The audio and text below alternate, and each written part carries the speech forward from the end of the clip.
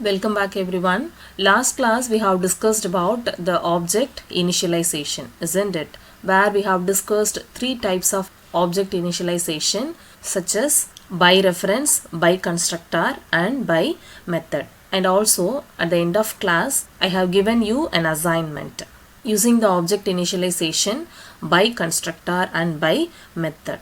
Have you tried it? I hope you could have finished the given assignment. Anyway, in this class we shall see the assignment program once again. Okay, this is what the given assignment program. In the assignment I told you to create one constructor and one method. Constructor should find the biggest number of given two numbers, and the method how to find whether the given number is odd or even, isn't it? That is what I did in this program. You just see, first there are some package details and then namespace name and then class name. Class name is program, and then first I have created the constructor. Since class name is program, here the constructor name is also program with two arguments, that is int a comma int b. Okay, and then within the constructor we have given some set of source code. First two variables are declared, that is num1 num2 in the data type integer. Num1 is assigned with the value a and then num2 is assigned with the value b. Okay, and now we have to verify that which number is biggest one among from these two. Okay, for that we need a condition. Here if condition is used, if a greater than b, if the condition is true, automatically we can say that a is bigger one, isn't it? So that in the true part we have given a statement console.writeLine within curly brace 0 is given to display the value is bigger one. If a is bigger, here the given number will be displayed, then the number is bigger one will be the output. In case if the condition is false, if a is lesser than b, then the condition will move to else part, where we have given the statement that is b is bigger one. Okay, here the b value will be displayed and is bigger one will be the output. Okay, so this is what the source code for the constructor. Now we need a method to find whether a given number is odd or even. Here is a method, public void, method name is odd even with the argument int x. Okay, and within the method there are some source code. Int num equal to x. Num is declared with the data type integer and the value of x is assigned to the variable num. Now we got a value, it should be verified whether it is odd or even. For that we need a condition. So this is a formula to find whether the given number is odd or even. Okay, if x modulus 2 double equal to 0. If we take modulus 2 for the given number, it will give some value, isn't it? Either it may be 0 or 1. If the value is double equal to 0, then we could have known that the number is even. Okay, that's why the true part is having the statement given number is even. In case if it does not having 0, then automatically the control will move to else part, where we are going to tell that given number is odd. Okay, so this is what the source code to find whether the given number is odd or even, which is given within the method. So now we have defined one constructor to find which number is biggest one, and we have defined one method to find whether the given number is odd or even. Now we have to move to main part, static void main. I told you that the main part should have only the statement to create an object for the class and to call the method. That's all, isn't it? So those statements are included here. First we have created an object for the class. Since the class name is program, here the object creation statement is program p1 equal to new program. So now we have one constructor in this program having two arguments, so that we need to pass two values. That's why here two values are given, that is 40 and 80. Okay, so now in this statement the constructor will be called and it will be executed. We will get some result, and after that the control will move here. Now again we are calling the method using the object p1 dot odd even with the value 63. Okay, so now the 63 value will be passed here in this method. It should be implemented in the formula and we will get a result. Okay, and then control will move back here. Here is a statement console.read key.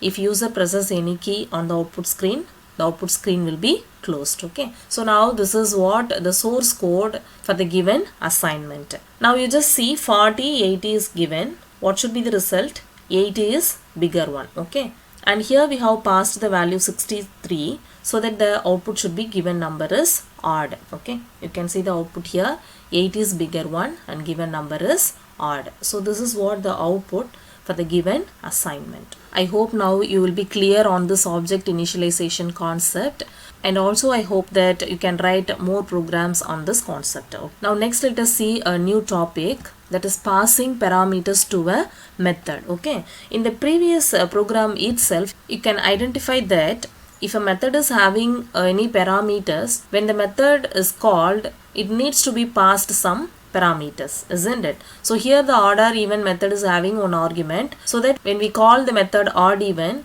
it is compulsory to pass the value for the parameter. Okay, so that is what we are going to discuss in this class, how we can pass the parameters to a method, what are the types of ways to pass the parameters to a method. Okay, as we said already, when a method with parameters is called, it is necessary or compulsory to pass the parameters to a particular method. For that there are three different ways. The first one value parameters, second one reference parameters, third one output parameters. Okay, let us see how the parameters are going to be passed to a method using these types and what are the difference between these three. First one, value parameters. If you are going to pass a parameters by using the type value parameter, it will transfer a copy of the original value. Okay, in the previous program itself you could have seen that we have called the method odd even with the value 63, isn't it, where the copy of the 63 only will be transferred to the method, not actually the location. Okay, so again I am repeating,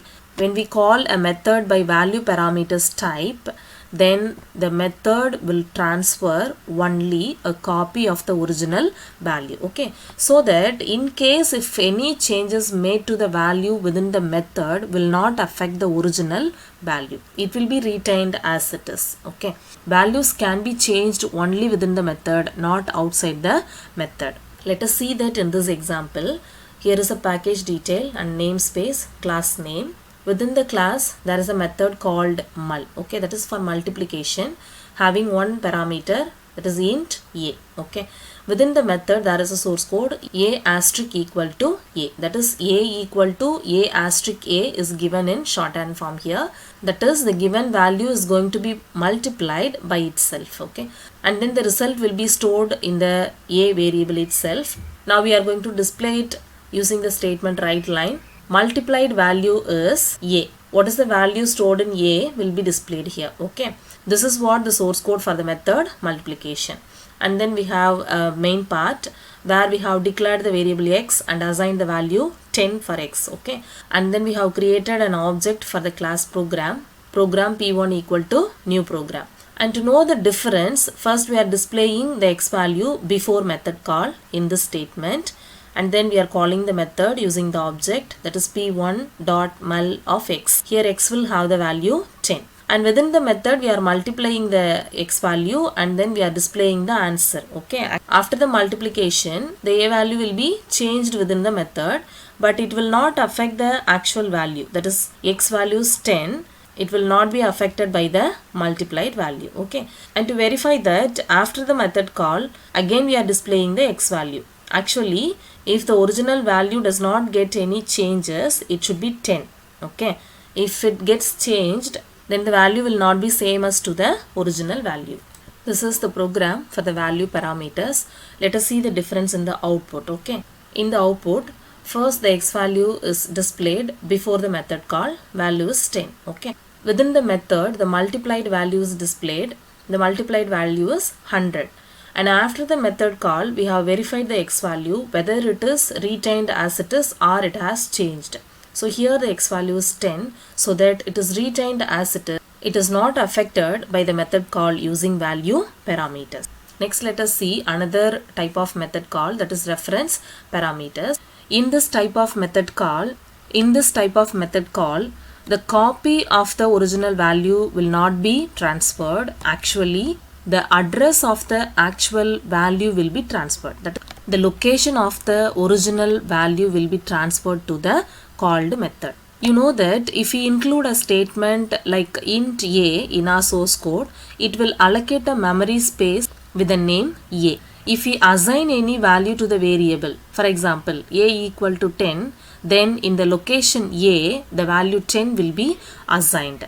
Now using reference parameter, we are not sending the value, we are sending the location, that is the address a. Okay, that's why in case if any change is made within the method for the value a, then automatically it will change the original value which is in the actual location. Okay, so that is what the difference between value parameter and then reference parameter. In this type of parameter passing, any changes made within the method will affect the original value. Let us see the changes using the example program. First the package details, namespace name and then class name. Within the class the same method is given, multiplication, but here the value is going to be passed using reference parameter, so that we should include the keyword ref along with the parameter, so that ref and then data type, then the variable name. Okay, and the same source code is given, a asterisk equal to a. Then using right line statement we are displaying the output, that is multiplied value is answer. Okay, and then main part, x is assigned with the value 10. Then for the class program we have created an object, and to know the changes before method call we are displaying the x value. Here the value is 10 and we are calling the method using object p1.mul. While we call the method also we should include the keyword ref. Since we are using reference parameters we should use ref. Okay, ref x. Now we are transferring the address of the parameter, not the value of the parameter. Okay, and after the method call we are verifying the value whether it has changed or not using a right line statement. After method call x value is what? Okay, so now we shall see the difference using the output. Just see, before method call x value is 10 and during the method execution the multiplied value is 100, and after method call what happened to x value? It has changed, so that what is assigned within the method for the variable will be the value after the method call also, because we have transferred the address, we have transferred the location, so that the value which is changed within the method is modified in the location also. Okay, so this is what the output for the reference parameters. And now let us see the third type, that is output parameters. You could have known that the return statement is used to return the answer from a method to the place from where the method is actually called. Okay, at that time we can return only one value from a method, but using the output parameters we can return more than one value, that is two values from a function. Actually the output parameters are similar to the reference parameter. It is going to carry the actual location, but the reference parameter is transferring the location into the method, that is from the main part to the method, whereas the output parameter is going to transfer the location from the method to the main part, that is out of the method it is going to transfer the parameters. Okay, you can get clear on this using the example. Let us see an example program. Here the package detail and then namespace, then class name. Within that there is a method called getValue. It has two parameters, int x, int y. Now it is output parameter, so that as like reference parameter, here we have to use a keyword to represent that these are output parameters using the keyword out, that is out. Okay, out int x, comma out int y. And within the method, what is the statement given? Console.writeLine, enter the first value. We are getting first value from the user using the statement console.readLine, and the value will be as a character, so that it should be converted as an integer using the statement convert.toInt32, and the converted value will be assigned to the variable x. And then as like x, we are getting the second value and assigning to the variable y. So just in this method we are getting two values and assigning to the variable x and y. Okay, but the parameter is output parameters. Next, here is a main where we have declared two variables a and b and assigned the value 5 and 10 respectively. Okay, next we are creating the object for program p1 equal to new program, and as like previous examples, here also we are verifying the value to know the changes. Okay, before method call what is a value and b value. A is 5, b is 10, that will be displayed, and we are calling the method while we call the method, we have to use the keyword out to represent that these are output parameters. Okay, p1 dot get value out a comma out b. And now within the method we are getting two values. That values will be assigned to the variable xy. You just keep in mind here we are not sending the value. Instead of that we are transferring the actual location. Okay, so that if any changes made to these variables will affect in the location. Okay, and after the method call we are displaying the value of a and b using the write line statement and then console dot read key. Let us see the difference, what is happening actually in this program using the output. So before method call, value of a is 5, value of b is 10. Since we have declared a is 5, b is 10, before method call the values are displayed as 5 and 10. Once the method is called, within the method we are getting the value for first value and second value, isn't it? The first value is given as 50, second value is given as 70. So just we have received two values for the variables x and y, and we are coming back from the method to the main part. Okay, and here already I told you that the value will be transferred out of the method. Since that after the method call the a value is changed as 50 and the b value is changed as to 70. Okay, this is what the thing will happen while we use output parameters. Now these are the three types for passing parameters to a method, that is value parameter, reference parameter and then output parameter. If you use value parameter, a copy of the original value will be transferred from the main to the method. In that case, if any changes made to the value will not affect the original value. And then the second type is reference parameter, where the location is transferred to the method. Since that if any changes made to the value within the method will affect the original value. The third one is output parameter.